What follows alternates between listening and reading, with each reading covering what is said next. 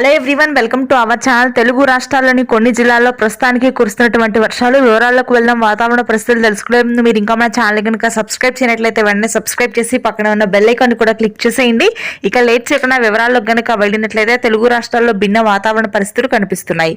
కొన్ని జిల్లాల్లో వర్షాలు నమోదు కాగా మరికొన్ని జిల్లాల్లో ఉష్ణోగ్రతలు భారీగా పెరిగాయి.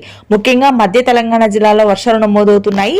హైదరాబాద్ పరిసర ప్రాంతాలైనటువంటి కూకట్పల్లి, అమీర్పేట, కాగజ్ నగర్, మల్కాజ్గిరి, బోడుప్పల్, గట్కేసరి ప్రాంతాల్లో ఉరుములు మెరుపులతో కూడినటువంటి వర్షాలు నమోదవుతున్నాయి. మోస్తరు వర్షపాతం నమోదు కానుంది. పగటి సమయంలో ఉష్ణోగ్రతలు 42 డిగ్రీల వరకు నమోదయ్యి రాత్రి సమయంలో వర్షాలు కురనున్నాయి.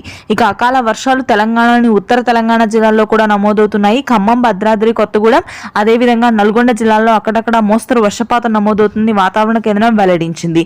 ఇక మధ్యాంధ్ర అదేవిధంగా మిగిలిన అన్ని ప్రాంతాల్లో కూడా పొడి వాతావరణం కొనసాగుతుంది. ఉష్ణోగ్రతలు 43 నుంచి 44 డిగ్రీల వరకు చేరే అవకాశం ఉంది రానున్నటువంటి వారం రోజుల పాటు. అయితే అత్యధిక ఉష్ణోగ్రతలు రాయలసీమ జిల్లాల్లో నమోదవుతున్నాయి. ఎటువంటి వర్షాలు నమోదయ్యే అవకాశాలు లేవు. భారీగా ఉష్ణోగ్రతలు పెరుగుతాయి.